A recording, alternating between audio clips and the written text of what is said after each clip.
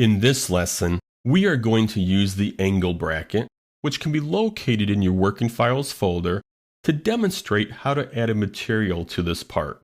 If we examine the Feature Manager design tree, notice we do have a listing for material. However, it says not specified. If I right mouse click on material, a menu appears. At the top of the menu, I have the options: Edit Material, Configure Material, Manage Favorites, and then the list of the favorites. I am going to select Edit Material.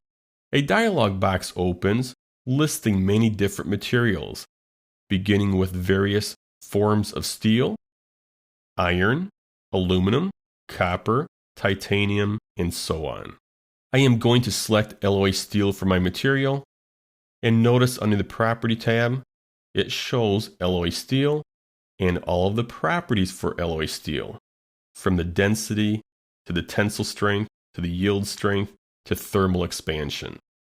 I can also change the units for these properties, and I also have the option to change the appearance for alloy steel. Along with that, I can change the crosshatch pattern.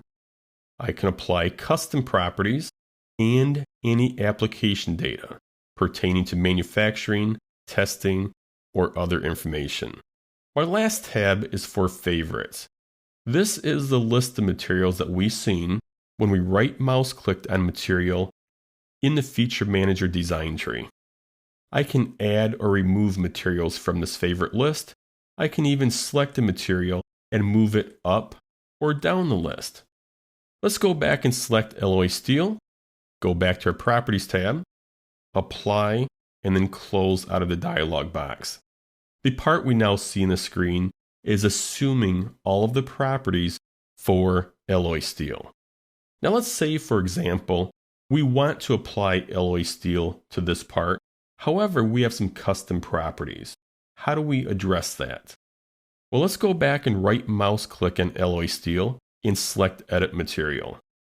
Notice I cannot change these values for alloy steel, and some of these areas are grayed out.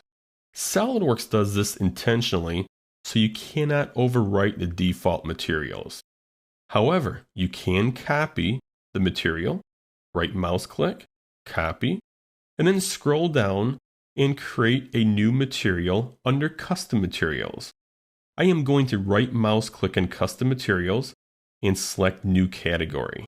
I am going to call this new category Steel, and then right mouse click on the new category and paste the alloy steel into that category. When I select alloy steel, notice I can now change these values, and I also have access to these windows here. Let's make a simple change to the tensile strength. Let's put this at 106,000. Apply, and then close. Now, before we conclude this lesson, many SOLIDWORKS users are somewhat confused on the difference between materials and applying appearances. If I select Appearance, notice the window opens and we have an option for appearances. If I expand it, I have different appearances available to me: plastic, metal, painted, rubber, glass, and more. If I select, for example, glass, and then select gloss, notice I have this blue glass that I can drag out to the part file and apply to the part. Now, the difference between appearances and materials: appearance is nothing more than an appearance.